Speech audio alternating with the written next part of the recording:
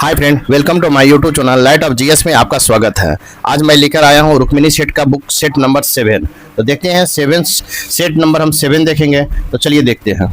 First question है, विश्व bank के द्वारा अल्प विकसित अर्थव्यवस्था किसे कहा गया है? विश्व बैंक के द्वारा अल्प विकसित अर्थव्यवस्था किसे कहा गया है? तो इसका राइट आंसर हो जाएगा आपको जिस अर्थव्यवस्था के प्रति सकल राष्ट्रीय उत्पाद $1145 या इससे कम है। कहता है जिस अर्थव्यवस्था में प्रति व्यक्ति सकल राष्ट्रीय आय $1145 से कम है उसे अल्प विकसित अर्थव्यवस्था कहते हैं। इस प्रकार राइट आंसर आपका ए होगा। कहता है विश्व बैंक के अनुसार अल्प विकसित अर्थव्यवस्था उसे कहते हैं जिस अर्थव्यवस्था में प्रति व्यक्ति सकल राष्ट्रीय आय $1145 से कम है। इस प्रकार राइट आंसर आपको ए होगा। नेक्स्ट क्वेश्चन नंबर 2 देखेंगे। 2 है, भारत सरकार द्वारा शुरू की गई स्वामित्व योजना के लिए केंद्र सरकार के किस मंत्रालय को नोडल मंत्रालय बनाया गया है? कहता है भारत सरकार द्वारा शुरू की गई स्वामित्व योजना के लिए केंद्र सरकार के किस मंत्रालय को नोडल मंत्रालय बनाया गया है? तो इसका राइट आंसर होगा पंचायती राज मंत्रालय को बनाएगा। इस प्रकार राइट आंसर सी होगा। भारत सरकार द्वारा शुरू की गई स्वामित्व योजना के लिए केंद्र सरकार के पंचायती राज मंत्रालय को नोडल मंत्रालय बनाया गया है। 24 अप्रैल 2020 को पंचायती राज दिवस के अवसर पर प्रधानमंत्री नरेंद्र मोदी द्वारा पंचायती राज मंत्रालय की एक पायलट योजना के रूप में स्वामित्व योजना आरंभ किया गया। इस प्रकार राइट आंसर आपका सी होगा। नेक्स्ट क्वेश्चन नंबर 3 देखेंगे। कहता बाबा कल्याणी समिति का संबंध किस क्षेत्र से है? बाबा कल्याणी समिति का संबंध किस क्षेत्र से है? इसका राइट आंसर होगा विशेष आर्थिक शेष से है। इस प्रकार राइट आंसर आपका ए होगा। कहता बाबा कल्याणी समिति का संबंध विशेष आर्थिक क्षेत्र स्पेशल इकोनॉमिक जोन से है। वर्ष 2018 में सेज नीति के अध्ययन एवं पुनर्विलोकन के लिए वाणिज्य एवं उद्योग मंत्रालय द्वारा बाबा कल्याणी की अध्यक्षता में एक समिति गठित की गई थी। बाबा साहेब नीलकंठ कल्याणी भारतीय अरबपति व्यवसायी। इस प्रकार राइट आंसर ए होगा। नेक्स्ट क्वेश्चन नंबर 4 है, जनगणना 2011 के अनुसार बिहार के जिलों में किस जिला में शहरी जनसंख्या का प्रतिशत सबसे कम है? कहता है जनगणना 2011 के अनुसार बिहार के जिलों में किस जिला में शहरी जनसंख्या का प्रतिशत सबसे कम है? इसका राइट आंसर हो जाएगा आपको बी, समस्तीपुर में है सबसे कम, समस्तीपुर में। इस प्रकार राइट आंसर आपका बी होगा। कहता है जनगणना 2011 के अनुसार बिहार में जिलों में समस्तीपुर जिला में शहरी जनसंख्या प्रतिशत सबसे कम है। इस प्रकार राइट आंसर आपका बी होगा। 2011 की जनगणना के अनुसार समस्तीपुर जिला में कुल जनसंख्या का सिर्फ 3.47% जनसंख्या शहरी जनसंख्या थी। इस प्रकार राइट आंसर आपका बी होगा।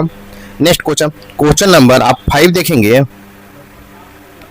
केंद्र सरकार द्वारा राष्ट्रीय मुद्रीकरण पाइपलाइन की शुरुआत कब की गई है? कहता है केंद्र सरकार द्वारा राष्ट्रीय मुद्रीकरण पाइपलाइन की शुरुआत कब किया गया? इसका राइट आंसर होगा आपको 2021 में किया गया, 2021 में। इस प्रकार राइट आंसर ए होगा। कहता है केंद्र सरकार द्वारा राष्ट्रीय मुद्रीकरण पाइपलाइन की शुरुआत अगस्त 2021 में किया गया। इस प्रकार राइट आंसर आपका ए होगा। नेक्स्ट क्वेश्चन देखेंगे। क्वेश्चन नंबर 6 है, स्वराज के लिए सर्वप्रथम भारत भारतीयों के लिए का आह्वान किसने किया था? कहता स्वराज के लिए सर्वप्रथम भारत भारतीयों के लिए है, यह आह्वान किसने किया था? इसका राइट आंसर होगा दयानंद सरस्वती ने। किसने? दयानंद सरस्वती ने किया था। इस प्रकार राइट आंसर आपका ए होगा। स्वराज के लिए सर्वप्रथम भारत भारतीयों के लिए यह आह्वान दयानंद सरस्वती ने किया था।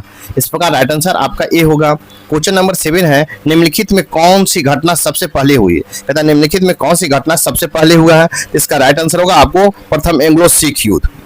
प्रथम एंग्लो सिख युद्ध। इस प्रकार राइट आंसर आपका सी होगा। प्रथम एंग्लो सिख युद्ध 1845-46 में हुआ था। इसका राइट आंसर आपको सी होगा। नेक्स्ट क्वेश्चन नंबर 8 देखेंगे। कुंवर सिंह के विरुद्ध आरा में अंग्रेजी फौज का नेतृत्व करने वाला पहला सेनानायक इनमें से कौन है? कहता कुंवर सिंह के विरुद्ध आरा में अंग्रेजी फौज का नेतृत्व करने वाला पहला सेनानायक इनमें से कौन है? इसका राइट आंसर होगा आपको कैप्टन डनवर है। कौन है? कैप्टन डनवर। इस प्रकार राइट आंसर आपका बी होगा। कहता है कुंवर सिंह के विरुद्ध आरा में अंग्रेजी फौज का नेतृत्व करने वाला पहला सेनानायक कैप्टन डनवर था। इस प्रकार राइट आंसर आपका बी होगा। नेक्स्ट क्वेश्चन नंबर 9 देखेंगे हम।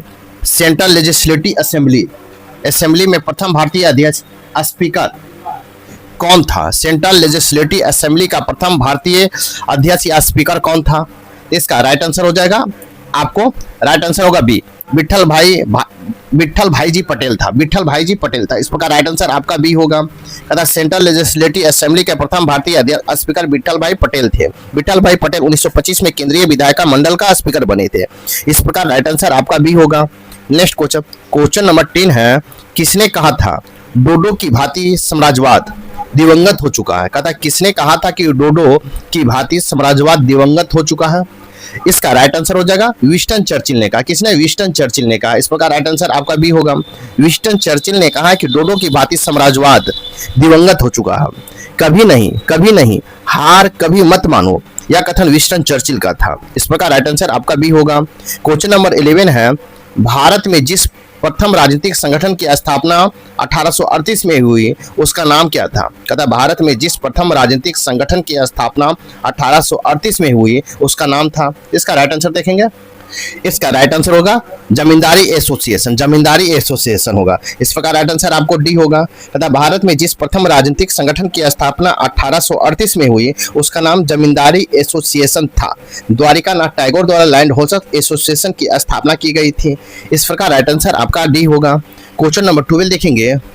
क्वेश्चन नंबर 12 है, निम्नलिखित में किस अधिनियम, कहता निम्नलिखित में किस अधिनियम ने भारतीयों को अपने ही देश के प्रशासन में पहली बार अवसर मिला? कहता है निम्नलिखित में किस अधिनियम ने भारतीयों को अपने ही देश में प्रशासन में पहली बार अवसर मिला था? इसका राइट आंसर होगा आपको भारतीय परिषद अधिनियम 1861, भारतीय परिषद अधिनियम 1861 में मिला था। इस प्रकार राइट आंसर आपका सी होगा। भारतीय परिषद अधिनियम 1861 के द्वारा भारतीयों को अपने ही देश में प्रशासन में पहली बार अवसर मिला था। इस प्रकार राइट आंसर आपका सी होगा।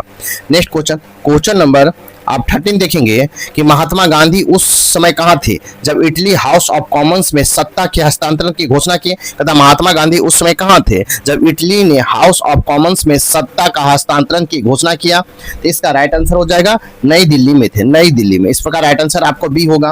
कहता महात्मा गांधी उस समय दिल्ली में थे जब इटली ने हाउस ऑफ कॉमन्स में सत्ता का हस्तांतरण की घोषणा की थी। 20 फरवरी 1947 को क्लेमेंट इटली ने घोषणा की कि भारत को जून 1948 तक स्वतंत्र कर दिया जाएगा। 1945 में चुनाव में क्लेमेंट इटली ब्रिटेन के प्रधानमंत्री पद से आसीन हुआ था। क्लेमेंट इटली लेबर पार्टी के नेता थे। इस प्रकार राइट आंसर आपका बी होगा। नेक्स्ट क्वेश्चन नंबर 14 देखेंगे। ब्रिटिश प्रधानमंत्री ने ब्रिटिश संसद में कब यह घोषणा की कि जून 1948 तक उत्तरदायी सत्ता भारतीयों के हाथों में हस्तांतरित कर दिया जाएगा? कहता है ब्रिटिश प्रधानमंत्री ने ब्रिटेन संसद में कब घोषणा की कि जून 1948 तक उत्तरदायी सत्ता भारतीयों के हाथों में हस्तांतरित कर दिया जाएगा? इसका राइट आंसर होगा आपको 20 फरवरी 1947 तक, 20 फरवरी 1947 को। इस प्रकार राइट आंसर भी होगा। ब्रिटेन के प्रधानमंत्री ने संसद में 20 फरवरी 1947 को यह घोषणा की कि जून 1948 तक उत्तरदायी सत्ता भारतीयों के हाथों में हस्तांतरण कर दिया जाएगा। इस प्रकार राइट आंसर आपका बी होगा। नेक्स्ट क्वेश्चन नंबर 15 देखेंगे। कैबिनेट मिशन क्वेश्चन है, कैबिनेट मिशन के भारत आगमन के समय भारतीय राष्ट्रीय कांग्रेस का अध्यक्ष कौन था? कैबिनेट मिशन के भारत आगमन के समय भारतीय राष्ट्रीय कांग्रेस का अध्यक्ष कौन था? इसका राइट आंसर हो जाएगा मौलाना अबुल कलाम आजाद थे। कौन थे? मौलाना अबुल कलाम आजाद। इस प्रकार राइट आंसर आपका सी होगा। कहता है कैबिनेट मिशन के भारत आगमन के समय भारतीय राष्ट्रीय कांग्रेस के अध्यक्ष मौलाना अबुल कलाम आजाद थे। कैबिनेट मिशन मार्च 1946 में भारत आया था। 16 मई 1946 को कैबिनेट मिशन का प्रस्ताव पारित किया गया था। मौलाना अबुल कलाम आजाद 1940 में रामगढ़ कांग्रेस अधिवेशन की अध्यक्षता की थी। इस प्रकार राइट आंसर आपका सी होगा। नेक्स्ट क्वेश्चन नंबर 16 देखेंगे। राज विभाग की स्थापना किसकी अध्यक्षता में हुई? राज विभाग की स्थापना किसकी अध्यक्षता में हुआ? इस प्रकार राइट आंसर आपका इसका हो जाएगा राइट आंसर डी होगा। सरदार पटेल की अध्यक्षता में किया। इस प्रकार राइट आंसर डी होगा। कहता राज विभाग की स्थापना सरदार पटेल की अध्यक्षता में किया गया। देशी रियासत विभाग के प्रधान की हैसियत से सरदार पटेल ने भारत में एकीकरण की महत्वपूर्ण भूमिका निभाई। इस प्रकार राइट आंसर डी होगा। क्वेश्चन नंबर 17 है। 1937 में संपन्न विधानसभा चुनाव में इंडियन नेशनल कांग्रेस को निम्न में से किस प्रांत में पूर्ण बहुमत मिला था? कहता 1937 के संपन्न विधानसभा चुनाव में इंडियन नेशनल कांग्रेस को निम्न में से किस प्रांत में पूर्ण बहुमत मिला था? इसका राइट आंसर होगा आपको पंजाब में मिला था। 17 का सी होगा, 17 का। इस प्रकार राइट आंसर सी होगा। नेक्स्ट क्वेश्चन देखेंगे। 1937 के संपन्न विधानसभा चुनाव में इंडियन नेशनल कांग्रेस को पंजाब के विकल्प के रूप में पूर्ण बहुमत मिला था। इस प्रकार राइट आंसर आपका सी होगा। नेक्स्ट क्वेश्चन, क्वेश्चन नंबर 18 है ब्रिटिश निर्मित उत्पादों का गांधी का बहिष्कार प्रभावी हुआ क्योंकि ब्रिटेन भारत का एक बड़ा था। कहता है ब्रिटिश निर्मित उत्पादों का गांधी का बहिष्कार प्रभावी हुआ क्योंकि ब्रिटेन भारत को एक बड़ा क्या किस रूप में था। इसका राइट आंसर होगा निर्मित वस्तुओं के बाजार समझता था, निर्मित वस्तुओं को बाजार समझता था। इस प्रकार राइट आंसर आपका सी होगा। कहता है ब्रिटिश निर्मित उत्पादों को गांधी का बहिष्कार प्रभावी हुआ क्योंकि ब्रिटेन भारत को एक बड़ा निर्मित वस्तुओं का व्यापार समझता था। इस प्रकार राइट आंसर आपका सी होगा। नेक्स्ट क्वेश्चन देखेंगे, क्वेश्चन नंबर 20 देखेंगे। चंपारण संघर्ष में निम्नलिखित में से किसने महात्मा गांधी का साथ दिया था। कहता है चंपारण संघर्ष में निम्नलिखित में से किसने महात्मा गांधी को साथ दिया था। इसका राइट आंसर हो जाएगा राजेंद्र प्रसाद और अनुग्रह नारायण सिंह ने दिया था। इस प्रकार राइट आंसर सी होगा। कहता है चंपारण संघर्ष में महात्मा गांधी का साथ राजेंद्र प्रसाद और अनुग्रह नारायण सिंह ने दिया था। इस प्रकार राइट आंसर आपका सी होगा। नेक्स्ट क्वेश्चन कहता 30 दिसंबर 1916 को कांग्रेस के लखनऊ अधिवेशन में चंपारण के किसान नेता राजकुमार शुक्ला के अनुरोध पर गांधी जी 10 अप्रैल 1917 को पटना पहुंचे। वहां से रेलगाड़ी के द्वारा चंपारण पहुंचे थे। इस प्रकार राइट आंसर आपका सी होगा। क्वेश्चन नंबर 20 है भारतीय राष्ट्रीय कांग्रेस का एक बड़ा मात्र अधिवेशन जिसे महात्मा गांधी द्वारा संबोधित किया गया वह संपन्न हुआ था। तथा भारतीय राष्ट्रीय कांग्रेस का एकमात्र अधिवेशन जिसे महात्मा गांधी द्वारा संबोधित किया गया था संपन्न हुआ था।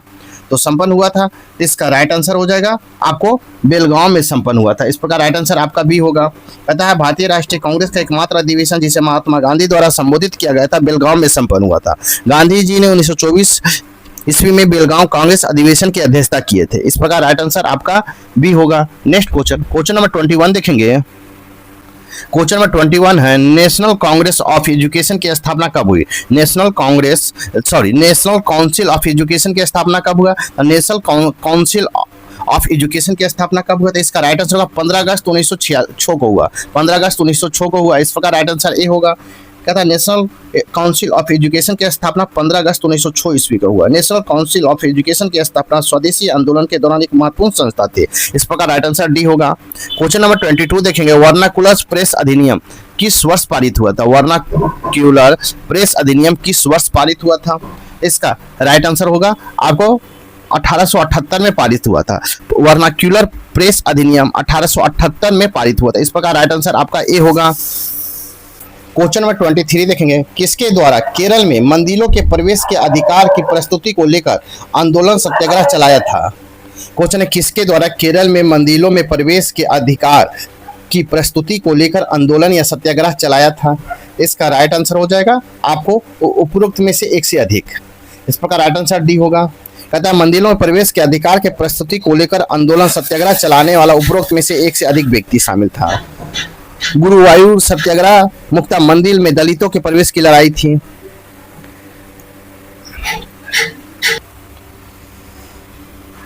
केरल के नेताओं ने नारायण गुरु एम कुमारन टी.के. माधवन बायकोम आंदोलन के जरिए के केलप्पम तथा पी सुब्रमण्यम और गुरुवर सत्यनारायण के मंदिर में प्रवेश के लेकर आंदोलन चलाया था। इस प्रकार राइट आंसर आपका डी होगा। नेक्स्ट क्वेश्चन नंबर 24 देखेंगे निम्नलिखित संगठनों में से किसने शुद्धि आंदोलन का समर्थन किया था। कहता निम्नलिखित संगठनों में से किसने शुद्धि आंदोलन का समर्थन किया था। इसका राइट आंसर हो जाएगा आपको आर्य समाज ने किया था। इस प्रकार राइट आंसर ये होगा। आर्य समाज ने शुद्धि आंदोलन का समर्थन किया था। धर्म परिवर्तन कर चुके लोगों को पुनः हिंदू धर्म में प्रवेश करने के संस्कार को शुद्धि आंदोलन कहा जाता है। इस प्रकार राइट आंसर आपका ये होगा। नेक्स्ट क्वेश्चन नंबर 25 है कुंवर सिंह 1857 की विद्रोह के एक प्रमुख नायक थे। वह निम्नलिखित में से किससे संबंध थे। कुंवर सिंह 1857 की विद्रोह के एक प्रमुख नायक थे। वह निम्नलिखित में से किससे संबंध थे। इसका राइट आंसर होगा। इसका राइट आंसर हो जाएगा आपको बिहार से। इस प्रकार राइट आंसर ए होगा। कहता है कुंवर सिंह 1857 की विद्रोह के एक नायक थे जो बिहार से संबंध थे। कुंवर सिंह जगदीशपुर आरा के रहने वाले थे। कुंवर सिंह परमार राजपूत वंश के थे। कुंवर सिंह अंग्रेजों की भूराजस्व अधिनीति के कारण आकर्षित हुए थे। 1857 का मेरठ से आरंभ हुआ था जिसे बिहार में कुंवर सिंह ने नेतृत्व किया। इस प्रकार राइट आंसर ए होगा। नेक्स्ट क्वेश्चन नंबर 26 है मद्रास में रैयतवाड़ी पद्धति को किसने आरंभ किया था। मद्रास में रैयतवाड़ी पद्धति को किसने आरंभ किया था। तो इसका राइट आंसर होगा टॉमस मुनरो ने प्रारंभ किया था। किसने। टॉमस मुनरो ने। इस प्रकार राइट आंसर आपका बी होगा। थॉमस मुनरो मद्रास में रैयतवाड़ी पद्धति को आरंभ किया था। 12 अगस्त 1765 को इलाहाबाद की संधि के साथ ही अंग्रेज को बिहार, बंगाल, उड़ीसा में भू राजस्व वसूल करने का अधिकार मिला था। इस प्रकार राइट आंसर आपका बी होगा।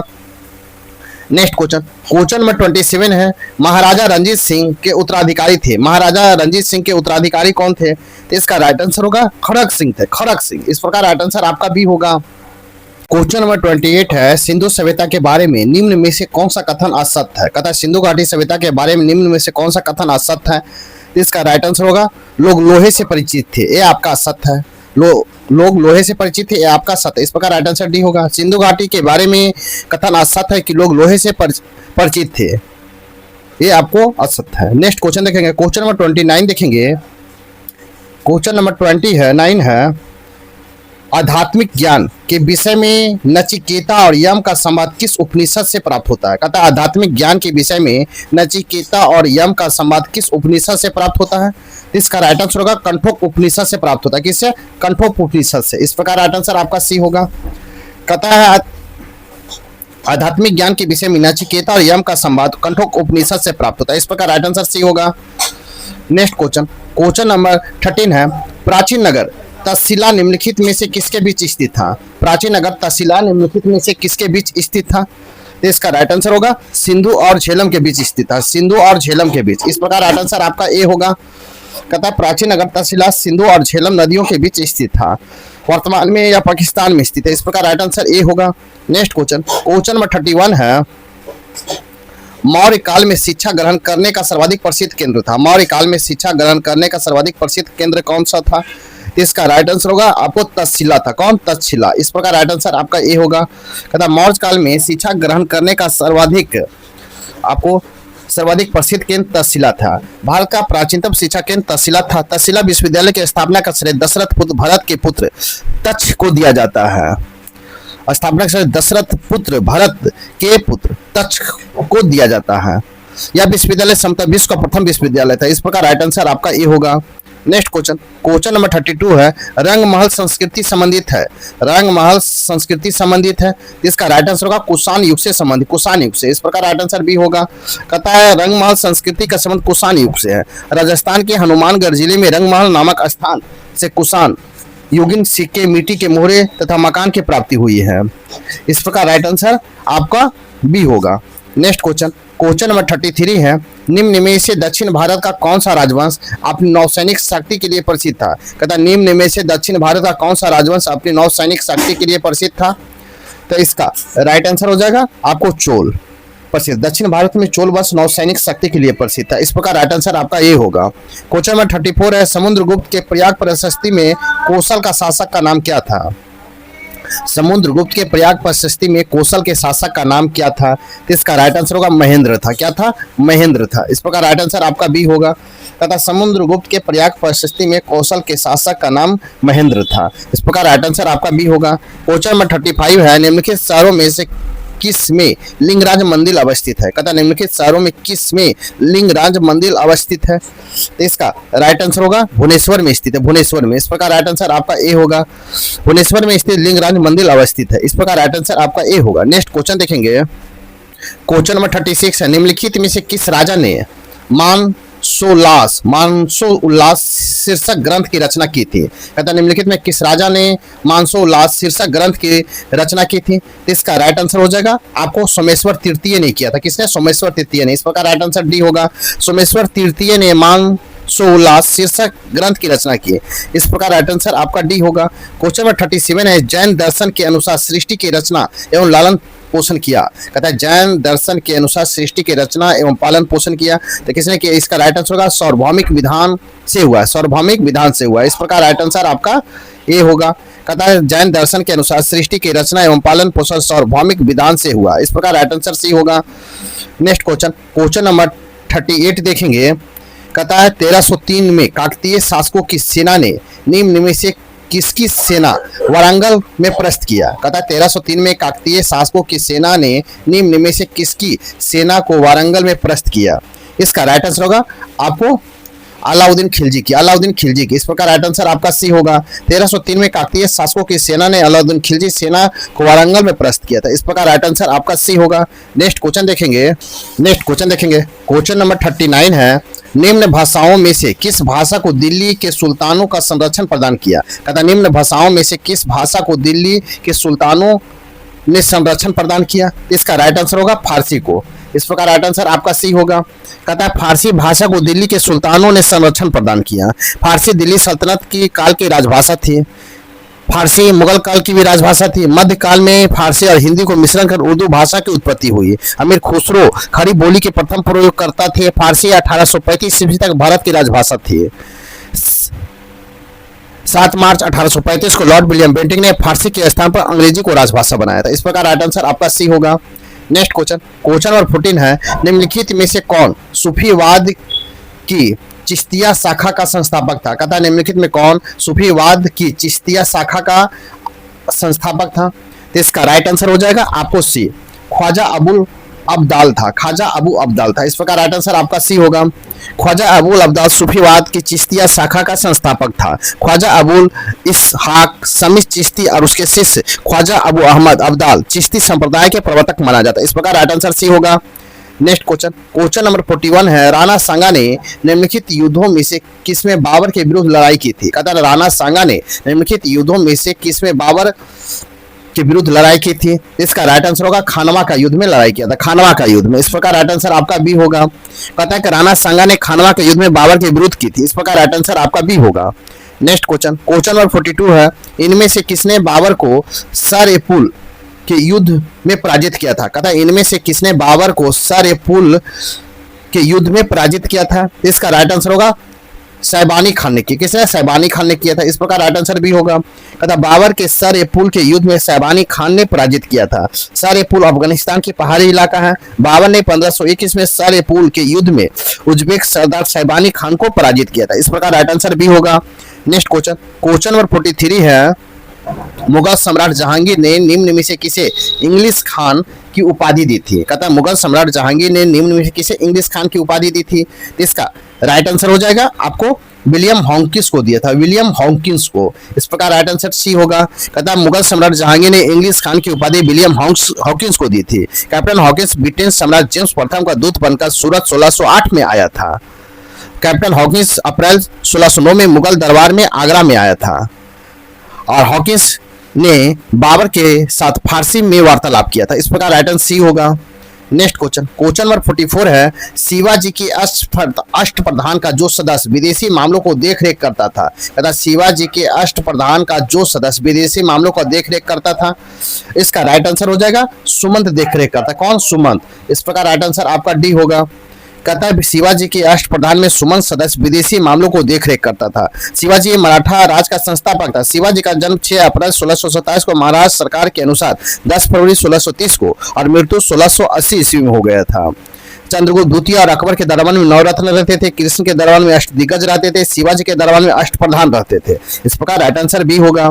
नेक्स्ट क्वेश्चन नंबर 45 है, भारत में सुधारणात्मक याचिका उच्चतम न्यायालय में निम्न अनुच्छेद के अंतर्गत दाखिल की जा सकती है। कहता है भारत में सुधारणात्मक याचिका उच्चतम न्यायालय में निम्न अनुच्छेद में किसके अंतर्गत दाखिल की जा सकती है। इसका राइट आंसर हो जाएगा आपको 142 के तहत दायर की जा सकती है। भारत में सुधारणात्मक याचिका उच्चतम न्यायालय के अनुच्छेद 142 के अंतर्गत दाखिल की जा सकती है। इस प्रकार राइट आंसर आपका डी होगा। नेक्स्ट क्वेश्चन नंबर 46 देखेंगे, निम्नलिखित में कौन सा युग्म सही सुमेलित है। कहता है कौन सा युग्म है जो सही सुमेलित है। तो इसका राइट आंसर होगा संविधान का चौथा ए भाग मौलिक कर्तव्य। ये आपका सही सुमेलित है। इस प्रकार राइट आंसर आपका सी होगा। कहता है संविधान का चौथा ये भाग मौलिक कर्तव्य से सुलमित है। 42वां संविधान संशोधन द्वारा संविधान में 10 मौलिक कर्तव्य को जोड़ा गया है। इस प्रकार राइट आंसर आपका सी होगा।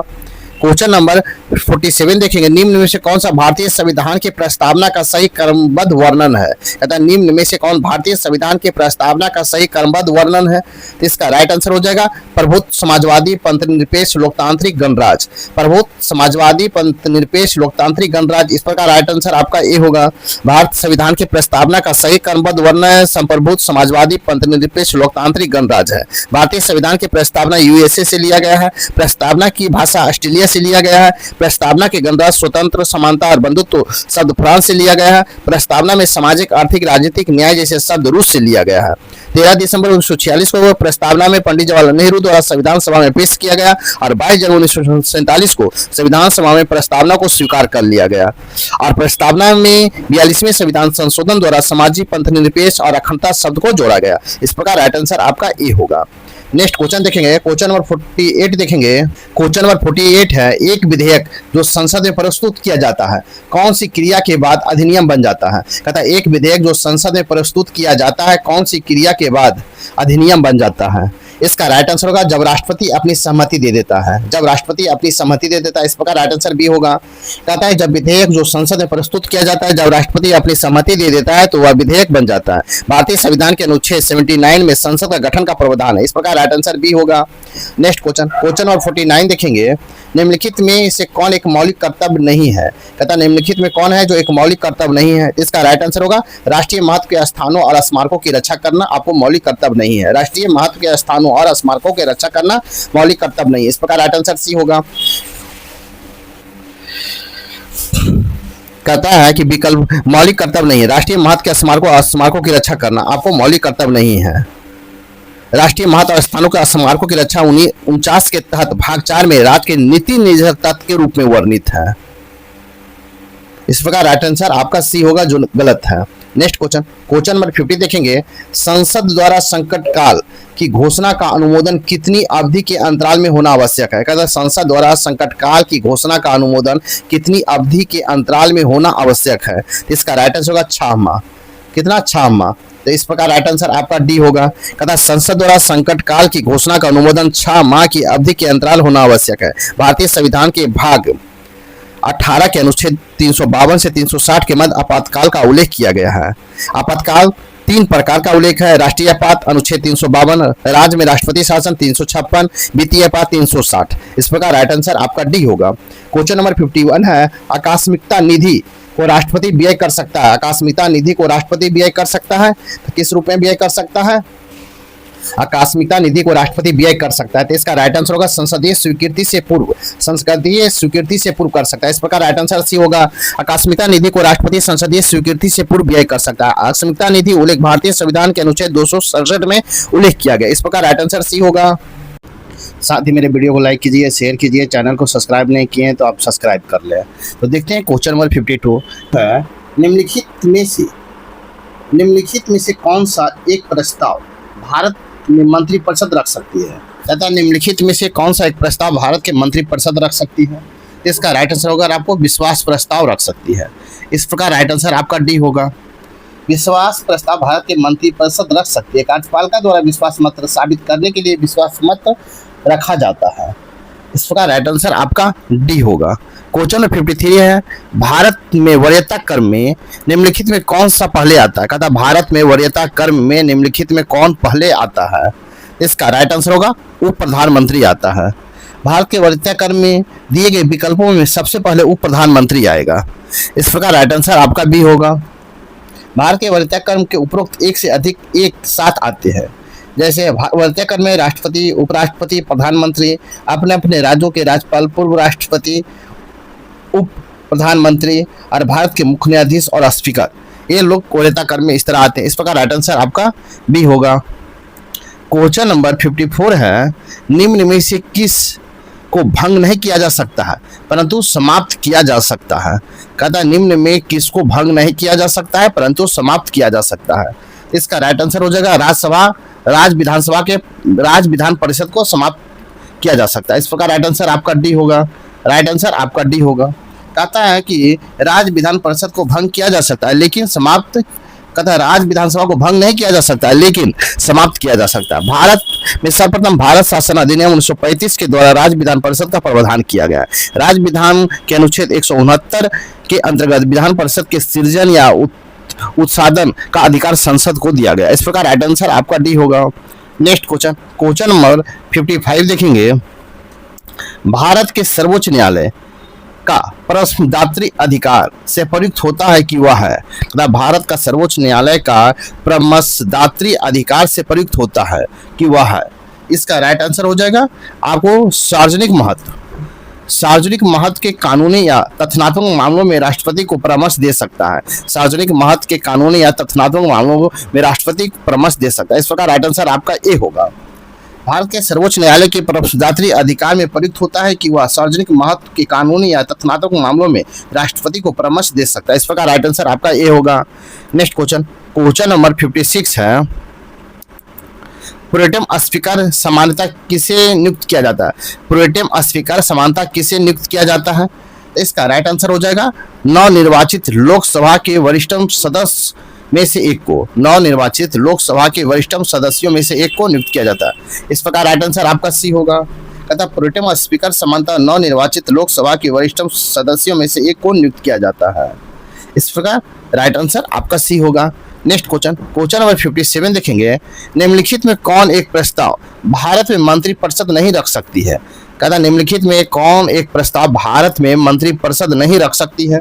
इसका राइट आंसर होगा उपरोक्त में से कोई नहीं। उपरोक्त में से कोई नहीं, कहता उपरोक्त में से कोई नहीं। उपरोक्त में से एक से अधिक प्रस्ताव मंत्रिपरिषद रख सकती है।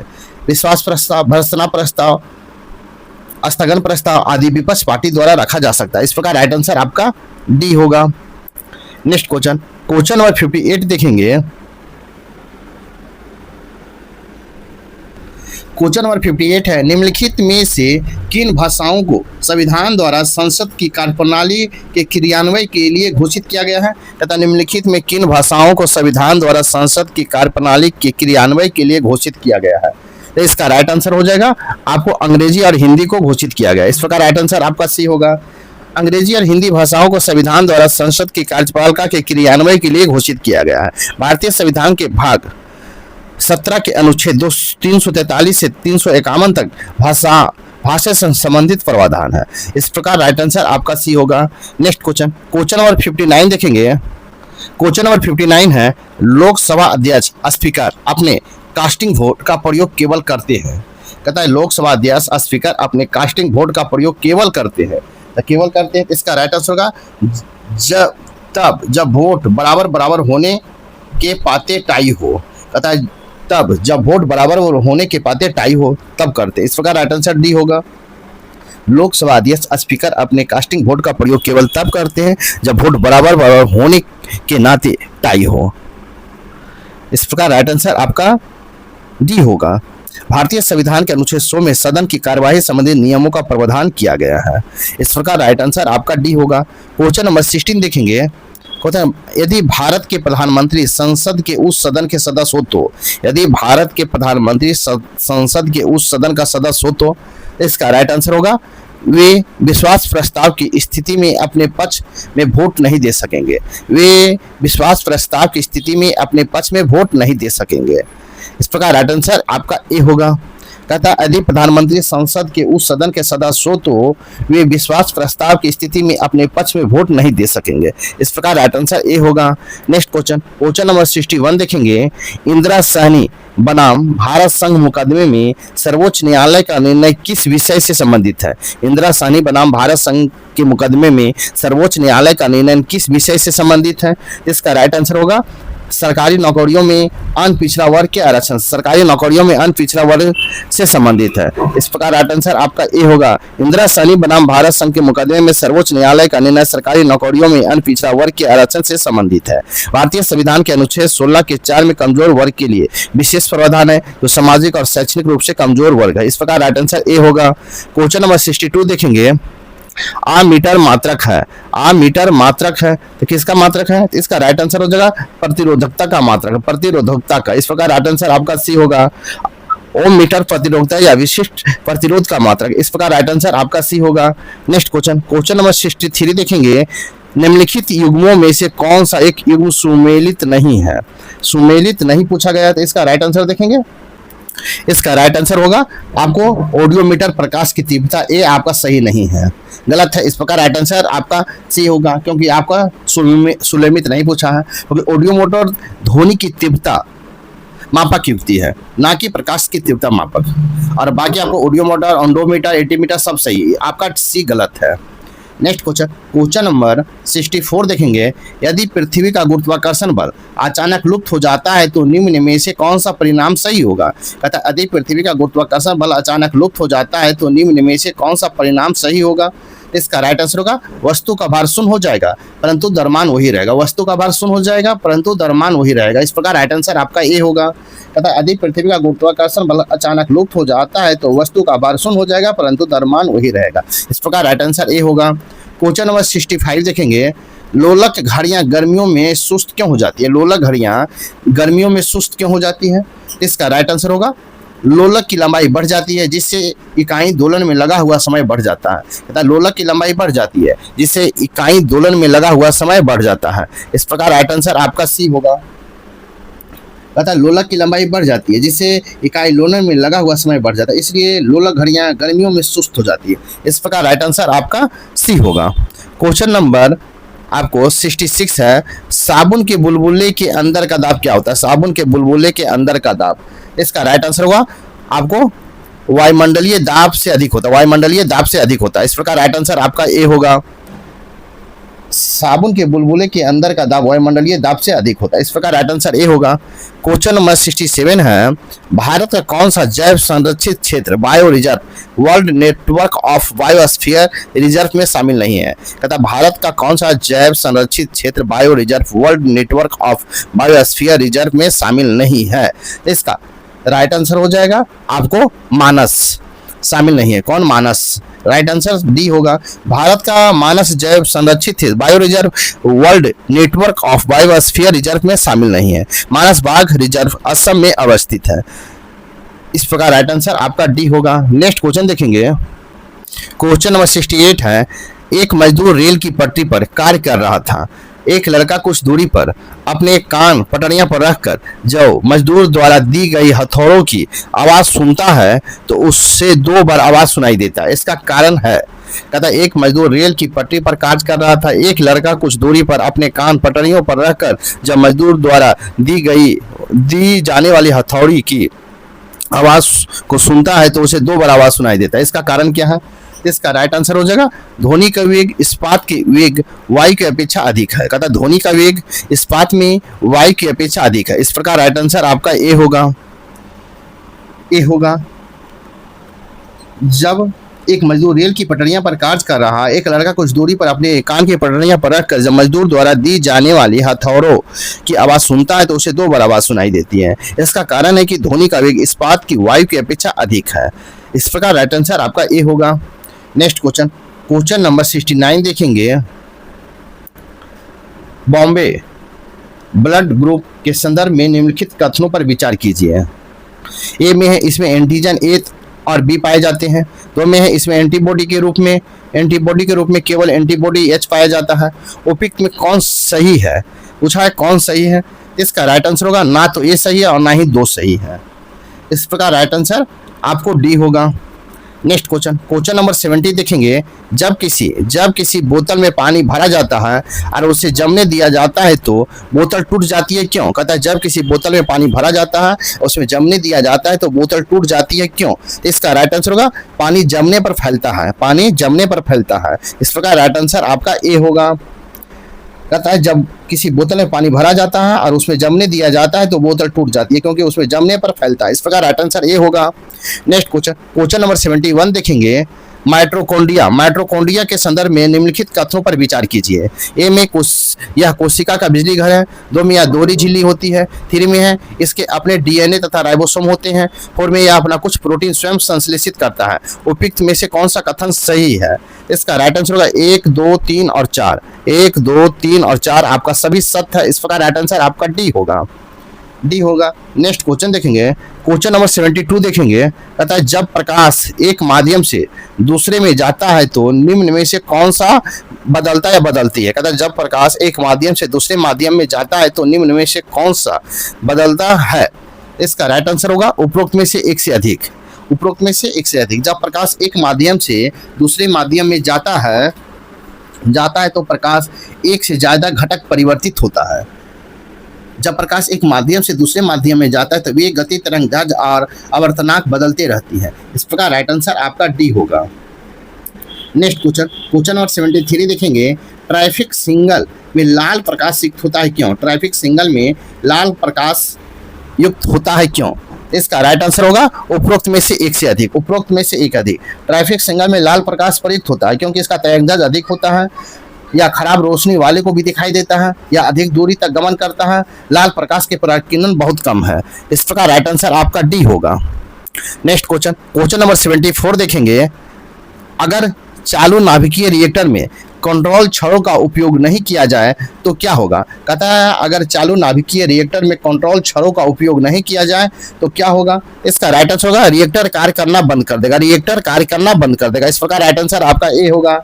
अगर चालू नाभिकीय रिएक्टर में कंट्रोल छड़ों का उपयोग नहीं किया जाए तो चयन प्रक्रिया सीमा से बाहर चली जाएगी। इस प्रकार राइट आंसर आपका ए होगा।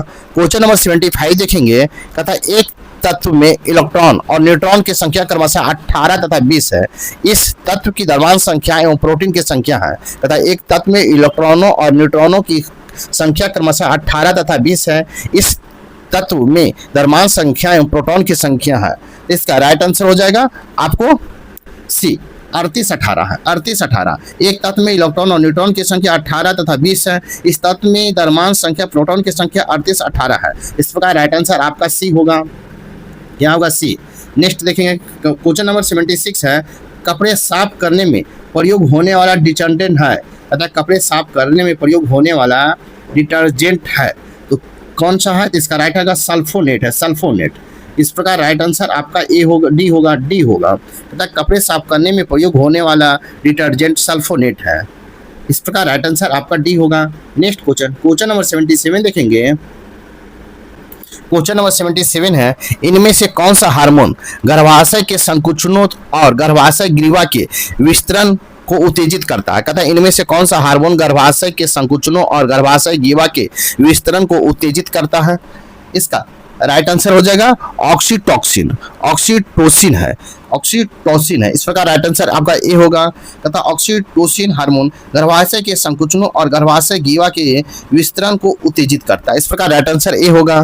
क्वेश्चन नंबर 78 देखेंगे, कहता है सूची 1 और सूची 2 दिया गया। सूची 1 और सूची 2 को आपको मिलान करना है। तो आप देखेंगे ए में नीला थोथा, तो नीला थोथा को हम देखेंगे नीला थोथा, तो नीला थोथा होगा कॉपर सल्फेट, 4 हो जाएगा कॉपर सल्फेट। बी में है एप्सम साल्ट, तो एप्सम साल्ट का होगा आपका हो जाएगा मैग्नीशियम सल्फेट, 3 हो जाएगा। सी में है बेकिंग सोडा, तो बेकिंग सोडा का हो जाएगा आपको 1, बेकिंग सोडा का होगा 1। Sodium bicarbonate. और डी में है कास्टिंग सोडा, तो कास्टिक सोडा हो जाएगा सोडियम हाइड्रो ऑक्साइड हो जाएगा। तो आप इस प्रकार मिलाएंगे, इसका राइट आंसर होगा ए का 4, बी का 3, सी का 1, डी का 2 होगा। इस प्रकार राइट आंसर आपका डी होगा। नेक्स्ट क्वेश्चन नंबर 79 देखेंगे। क्वेश्चन नंबर 79 है, निम्नलिखित कथनों पर विचार कीजिए। ए में ट्रांसफार्मर विद्युत चुंबकीय प्रेरणा के सिद्धांत पर कार्य करता है। 2 में ट्रांसफार्मर द्वारा बिना विद्युत शक्ति नष्ट किए प्रत्यावर्ती धारा को दृष्टि धारा में बदला जाता है। उपयुक्त में से कौन सही नहीं है? उपयुक्त में कौन सही नहीं है? तो केवल 2 आपका सही नहीं है। तो इस प्रकार राइट आंसर बी होगा। कहता है कथन 2 सत्य नहीं है। ट्रांसफार्मर विद्युत चुंबकीय प्रेरणा के सिद्धांत पर काम करता है। आपको ए आपका सही नहीं है, गलत भी है। इस प्रकार राइट आंसर बी होगा। नेक्स्ट क्वेश्चन नंबर 18 है, मानव के श्वेत रक्त कणों WBC का व्यास होता है लगभग कितना? कहता मानव के श्वेत रक्त कणों में WBC का व्यास होता है लगभग कितना? इसका राइट आंसर हो जाएगा 0.007 मिमी होता है। 0.007 मिमी होता है। इस प्रकार राइट आंसर आपका ए होगा। कहता है मानव रक्त में रक्त कणों में WBC का व्यास 0.007 मिमी होता है। इस प्रकार राइट आंसर आपका ए होगा। क्वेश्चन नंबर 81 है, कोलेस्ट्रॉल का असमान स्तर संबंधित होता है। कोलेस्ट्रॉल का असमान स्तर संबंधित होता है। इसका राइट आंसर हो जाएगा धमनियों को कठोर हो जाना होता है। धमनियों का कठोर हो जाना। इस प्रकार राइट आंसर ए होगा। कहता है कोलेस्ट्रॉल का असमान स्तर धमनियों के कठोर हो जाने से संबंधित। इस प्रकार राइट आंसर ए होगा। नेक्स्ट क्वेश्चन नंबर 82 देखेंगे। निम्नलिखित कथनों पर विचार करिए। कहता है निम्नलिखित कथनों पर विचार कीजिए। ए में है मानव भोजन में वसा अम्लों का एक भाग होना चाहिए। 2 में समान भोजन में 75 ग्राम वसा होनी चाहिए। 3 में मानव शरीर की कोशिकाएं किसी भी प्रकार की वसा अम्लों का संश्लेषण नहीं कर सकती है। और 4 में है आवश्यक वसा अम्लों की उपस्थिति से न्यूनतम रोग उत्पन्न होता है। उपयुक्त में से कौन सा कथन आपका सत्य है? कौन सा कथन सत्य है? इसका राइट आंसर हो जाएगा 1, 2 और 4। आपको 1, 2 और 4 आपका सत्य है। इस प्रकार राइट आंसर आपका बी होगा। बी होगा, क्योंकि आपका ए में भोजन, मानव भोजन की वसा अम्लों का एक भाग होनी चाहिए। 2 में है समान भोजन में 75 ग्राम वसा होना चाहिए। और 4 में आवश्यक वसा अम्लों की अनुपस्थिति में न्यूनतम रोग उत्पन्न करता है। इस प्रकार आपको बी होगा। नेक्स्ट क्वेश्चन नंबर 83 है, प्रत्यास्थ इलास्टिक उत्तक टिश्यू जो हड्डियों का एक साथ पकड़े रहते हैं उन्हें कहते हैं। करता है प्रत्यास्थ प्लास्टिक उत्तक टिश्यू जो हड्डियों को एक साथ पकड़े रहते हैं उसे क्या कहते हैं? इसका राइट आंसर होगा स्नायु लिगामेंट कहते हैं। क्या? स्नायु लिगामेंट। इस प्रकार राइट आंसर ए होगा, स्नायु लिगामेंट होता है। प्रत्यास्थ प्लास्टिक उत्तक टिश्यू जो हड्डियों को एक साथ पकड़े रहता है उसे स्नायु लिगामेंट कहते हैं। इस प्रकार राइट आंसर ए होगा। नेक्स्ट क्वेश्चन नंबर 84 देखेंगे, निम्नलिखित में कौन मानव गुर्दे का समान कार्य नहीं है? निम्नलिखित में कौन मानव गुर्दे का समान कार्य नहीं है? इसका राइट आंसर होगा रक्त में शर्करा की मात्रा को नियंत्रित करना। रक्त में शर्करा की मात्रा को नियंत्रित करना। इस प्रकार राइट आंसर आपका बी होगा। रक्त में शर्करा की मात्रा को नियंत्रित मानव गुर्दे के समान कार्य है। इस प्रकार राइट आंसर आपका बी होगा। नेक्स्ट क्वेश्चन नंबर 85 है, किस हार्मोन के स्रावित होने से हृदय गति बढ़ जाती है तथा उत्तेजना का अनुभव होता है? कहता किस हार्मोन के स्रावित होने से हृदय गति बढ़ जाती है तथा उत्तेजना का अनुभव होता है? इसका राइट आंसर हो जाएगा एड्रीनलिन। एड्रीनलिन के बढ़ जाने से होता है। इस प्रकार राइट आंसर आपका सी होगा। राइट आंसर आपका सी होगा। कहता है एड्रेनलिन हार्मोन के स्रावित होने से हृदय की गति बढ़ जाती है तथा उत्तेजना का अनुभव होता है। इस प्रकार राइट आंसर आपका सी होगा। नेक्स्ट क्वेश्चन नंबर 86 देखेंगे, इनमें कौन एक ताम्र अयस्क है? इनमें से कौन एक ताम्र अयस्क है? इसका राइट आंसर होगा मैलाकाइट ताम्र अयस्क है। इस प्रकार राइट आंसर आपका सी होगा। मैलाकाइट एक ताम्र अयस्क है। इस प्रकार राइट आंसर सी होगा। क्वेश्चन नंबर 87 है, विटामिन क्या होते हैं? विटामिन क्या होते हैं? तो इसका राइट आंसर हो जाएगा आपको कार्बनिक यौगिक होता है। कार्बनिक यौगिक। इस प्रकार राइट आंसर आपका ए होगा। कहता है विटामिन कार्बनिक यौगिक होते हैं। विटामिन बहुत ही सूक्ष्म मात्रा में जंतु शरीर के समान मेटाबॉलिज्म के लिए आवश्यक होता है। यद्यपि ये ऊर्जा प्रदान नहीं करते लेकिन अन्य ईंधन पदार्थों के संश्लेषण एवं सही उपयोगों को नियंत्रित करता है। इस प्रकार राइट आंसर ए होगा। नेक्स्ट क्वेश्चन नंबर 88 है, ऊंट अपने कुबर का उपयोग किस काम के लिए करता है? ऊंट अपने कुबर का उपयोग किस काम के लिए करता है? इसका राइट आंसर हो जाएगा वसा के संग्रह के लिए करता है। वसा के संग्रह के लिए करता है। इस प्रकार राइट आंसर बी होगा। ऊंट अपने कुबर का उपयोग वसा के संग्रह के लिए करता है। कहता ऊंट कुबर संग्रह वसा का उपयोग किए खाए रेगिस्तान में कई दिनों तक के लिए यात्रा करता है। इस प्रकार राइट आंसर बी होगा। नेक्स्ट क्वेश्चन नंबर 89 देखेंगे, कहता नवजात शिशु को ट्रिप्लिन एंटीजन वैक्सीन निम्नलिखित में से किन रोगों की प्रतिरक्षित करने के लिए लगाई जाती है? नवजात शिशु को ट्रिप्लिन एंटीजन वैक्सीन निम्नलिखित में से किन रोगों के प्रतिरक्षित करने के लिए लगाई जाती है? इसका राइट आंसर होगा कुकुर खांसी। आपको कुकुर खांसी, टेटनस और डिप्थीरिया के लिए लगाया जाता है। कुकुर खांसी, टेटनस और डिप्थीरिया के लिए आपको ट्रिपल एंटीजन वैक्सीन लगाया जाता है। इस प्रकार राइट आंसर आपका बी होगा। कहता है वो नवजात शिशु को ट्रिपल एंटीजन वैक्सीन कुकुर खांसी, टेटनस और डिप्थीरिया रोगों के प्रतिरक्षित करने के लिए लगाई जाती है। इस प्रकार राइट आंसर बी होगा। क्वेश्चन नंबर 90 है, पादपों द्वारा वायुमंडल में जल परिवर्धन की प्रक्रिया कहलाती है? पादपों द्वारा वायुमंडल में जल परिवर्धन की प्रक्रिया क्या कहलाती है? इसका राइट आंसर होगा वाष्पोत्सर्जन कहलाता है। वाष्पोत्सर्जन कहलाता है। इस प्रकार राइट आंसर आपका डी होगा। कहता है वाष्पोत्सर्जन, पादप द्वारा वायुमंडल में जल परिवर्तन की प्रक्रिया वाष्पोत्सर्जन कहलाती है। इस प्रकार राइट आंसर आपका डी होगा। नेक्स्ट क्वेश्चन नंबर 91 देखेंगे, कहता है निम्न में से किसका सही सुमेल नहीं है? कहता है सही सुमेल नहीं, निम्न में किसका सही सुमेल नहीं है? इसका राइट आंसर हो जाएगा तृणभक्षी गौण उपभोक्ता। ये आपका सही सुमेलित नहीं है क्योंकि तृणभक्षी गौण उपभोक्ता सही सुमेलित नहीं है। वे जंतु जो केवल पौधे खाते हैं उसे तृणभक्षी कहते हैं। आपको नहीं है तो राइट आंसर आपका डी होगा। नेक्स्ट क्वेश्चन नंबर 92 देखेंगे, असुरक्षित पेयजल एवं बुरी सफाई द्वारा विकासशील देशों में उत्पन्न 3 संरचनीय रोग हैं। कहता असुरक्षित पेयजल एवं बुरी सफाई द्वारा विकासशील देशों में उत्पन्न 3 संचरणीय रोग है। तो कौन सा है? इसका राइट आंसर होगा मलेरिया है, तीव्र प्रवाहिका है तथा सिस्टोसोमियासिस है। कौन? मलेरिया, तीव्र प्रवाहिका तथा शिस्टोसोमाइसिस है। इस प्रकार राइट आंसर आपका बी होगा। कहता है असुरक्षित पेयजल और बुरी सफाई द्वारा विकासशील देश में मलेरिया, तीव्र प्रवाहिका और शिस्टोसोमाइसिस 3 संरचनीय रोग होता है। इस प्रकार राइट आंसर बी होगा। क्वेश्चन नंबर 93 देखेंगे। आपको यहाँ से मैथ है, आप इसे स्वयं बना लें। साथ ही वीडियो को लाइक करें, शेयर करें, चैनल को सब्सक्राइब नहीं किए तो सब्सक्राइब कर लें। तो देखते हैं 93 का हो जाएगा आपका बी, 94 का हो जाएगा डी, 95 का देखेंगे 95 का राइट आंसर हो जाएगा आपको बी, 96 का हो जाएगा 96 का हो जाएगा आपको बी, 97 को देखेंगे 97 का राइट आंसर होगा ए,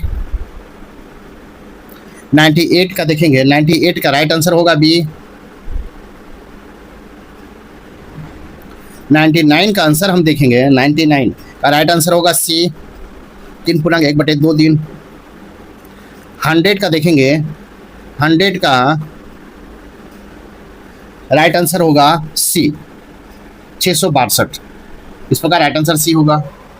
क्वेश्चन नंबर 101 देखेंगे, इसका राइट आंसर होगा सी, LWG। इस प्रकार राइट आंसर सी होगा। नेक्स्ट क्वेश्चन नंबर 102 देखेंगे। क्वेश्चन नंबर 102 है कि शांत जल में एक नाव की गति 6 किलोमीटर प्रति घंटा है। यदि उसे धारा की दिशा में जाने की तुलना में धारा विपरीत जाने में 4 गुना अधिक समय लगता है तो धारा की गति क्या होगी? इसका राइट आंसर हो जाएगा डी, 3.6 किलोमीटर प्रति घंटा। इस प्रकार राइट आंसर आपका डी होगा। नेक्स्ट क्वेश्चन नंबर 103 है, यूरोपीय एविएशन कंपनी एयरबस और टाटा समूह के एरोस्पेस शाखा Tata advance system TAS Tesla किस राज्य में हेलीकॉप्टर विनिर्माण इकाइयां स्थापित करेगा? कहता है यूरोपीय एविएशन कंपनी एयरबस और टाटा समूह के एरोस्पेस शाखा टाटा एडवांस सिस्टम TASL किस राज्य में हेलीकॉप्टर विनिर्माण कंपनी स्थापित करेगा? इसका राइट आंसर होगा आपको स्थापित करेगा कर्नाटक में स्थापित करेगा। इस प्रकार राइट आंसर आपका बी होगा। अतः एरो एविएशन कंपनी एयरबेस और टाटा समूह की एरोस्पेस शाखा Tata advance system TASL network TSL Karnataka में हेलीकॉप्टर विनिर्माण स्थापित करेगा। इस प्रकार राइट आंसर आपका बी होगा। नेक्स्ट क्वेश्चन नंबर 104 देखेंगे। हाल ही में किस राज्य की वन एवं वन्यजीव विभाग बफर में सफर की योजना शुरू किया है? कहता है कि हाल ही में किस राज्य की वन एवं वन्यजीव विभाग ने बफर में सफर योजना शुरू किया है? इसका राइट आंसर होगा आपको उत्तर प्रदेश। कौन? उत्तर प्रदेश ने शुरू किया। इस प्रकार राइट आंसर आपका बी होगा। हाल ही में उत्तर प्रदेश की वन एवं वन्यजीव विभाग ने बफर में सफर योजना शुरू किया है। बफर में सफर योजना नाम से एक नई इको टूरिज्म पहल शुरू की गई है। इस प्रकार राइट आंसर आपका बी होगा। नेक्स्ट क्वेश्चन नंबर 105 है, सकल मूल्य वर्धित GVA और सकल घरेलू उत्पाद GDP के बीच के संबंध को निम्नलिखित में से कौन सही ढंग से व्यक्त करता है? कहता है कि सकल मूल्य वर्धित GVA और सकल घरेलू उत्पाद GDP के बीच के संबंध को निम्नलिखित में से कौन सही ढंग से व्यक्त करता है? इसका राइट आंसर होगा उपयुक्त में से कोई नहीं। उपयुक्त में से कोई नहीं व्यक्त करता है। इस प्रकार राइट आंसर डी होगा। कहता है सकल मूल्य वर्धित GVA और सकल घरेलू उत्पाद GDP के बीच के संबंध को सही ढंग से उपरोक्त में से कोई नहीं व्यक्त करता है। सकल मूल्य वर्धित GVA किसी भी क्षेत्र, उद्योग, अर्थव्यवस्था या व्यवसायिक क्षेत्र में उत्पादित माल व सेवाओं के मूल्य का माप है। इस प्रकार राइट आंसर आपका डी होगा। नेक्स्ट क्वेश्चन नंबर 106 है, निम्नलिखित में कौन भक्ति आंदोलन से संबंधित नहीं है? निम्नलिखित में कौन है जो भक्ति आंदोलन से संबंधित नहीं है? इसका राइट आंसर हो जाएगा नागार्जुन। आपको भक्ति आंदोलन से संबंधित नहीं है, नागार्जुन। इस प्रकार राइट आंसर आपका डी होगा। भक्ति आंदोलन से नागार्जुन संबंधित नहीं है। नागार्जुन कनिष्क के शासनकाल से संबंध है। नागार्जुन शून्यवाद के दर्शन के जनक हैं। वे रसायन विज्ञान के भी अच्छे ज्ञाता थे। नागार्जुन ने माध्यमिक सूत्र पुस्तक लिखी है। नागार्जुन सूत्र में नागार्जुन के सापेक्षता का सिद्धांत का प्रतिपादन किया था, इसलिए उसकी तुलना आइंस्टीन से किया जाता है। भक्ति आंदोलन का जन्म दक्षिण भारत से माना जाता है। इस प्रकार राइट आंसर आपका ए होगा। नेक्स्ट क्वेश्चन देखेंगे।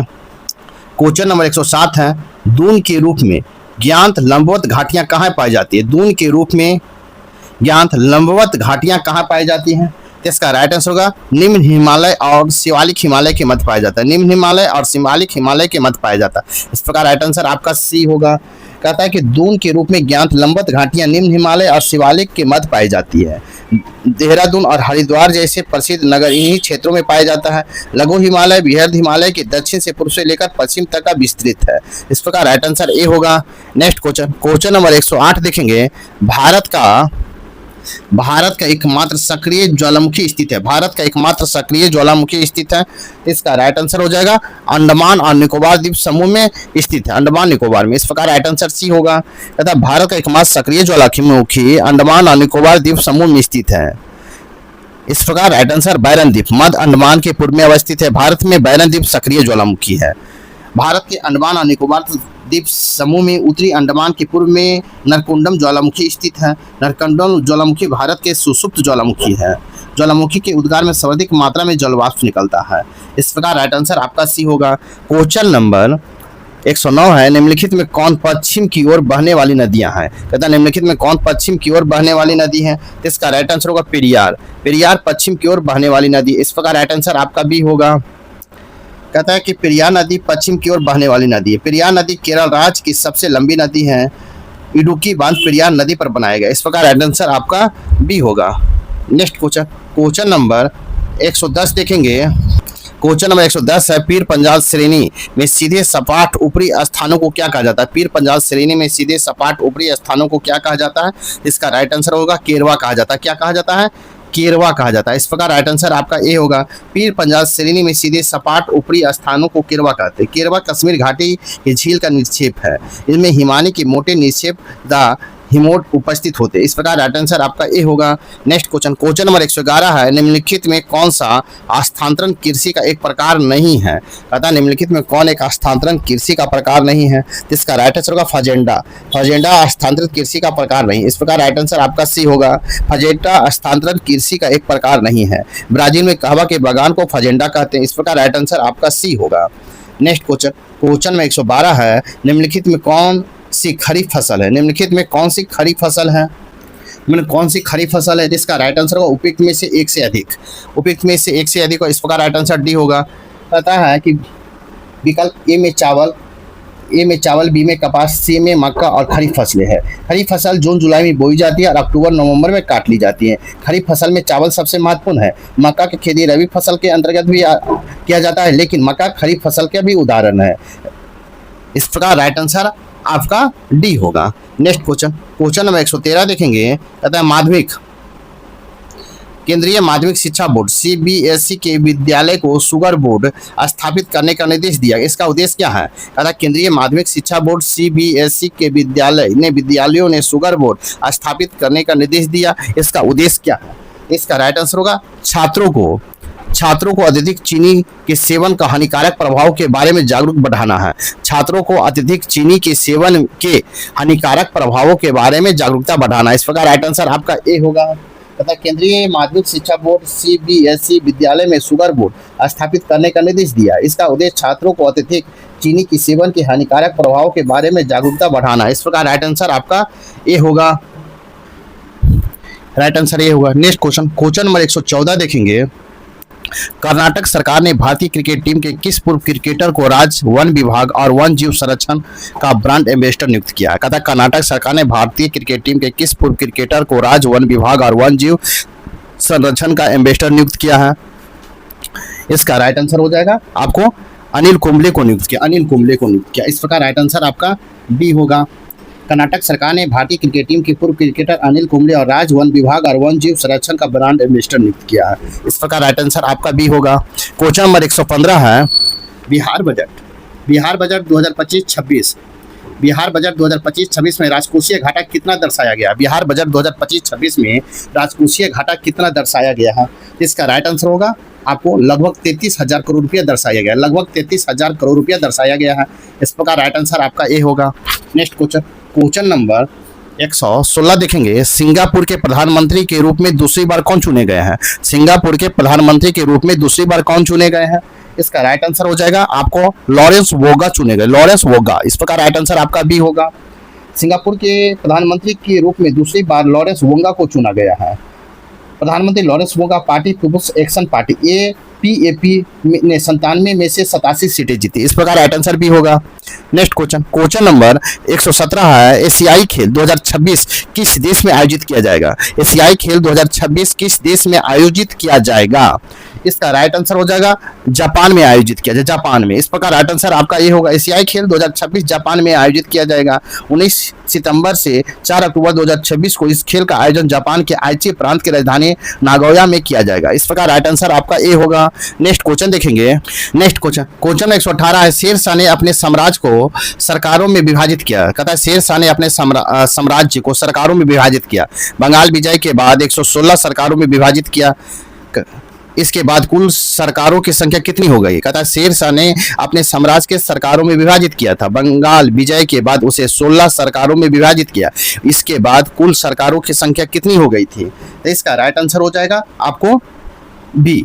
इसका राइट आंसर हो जाएगा आपको भी 63 सरकारों में विभाजित किया था। शेर शाह ने अपने साम्राज्य को सरकारों में विभाजित किया था। बंगाल विजय के बाद उसे 16 सरकारों में विभाजित, इसके बाद कुल सरकारों की संख्या 63 हो गई थी। इस प्रकार राइट आंसर आपका बी होगा।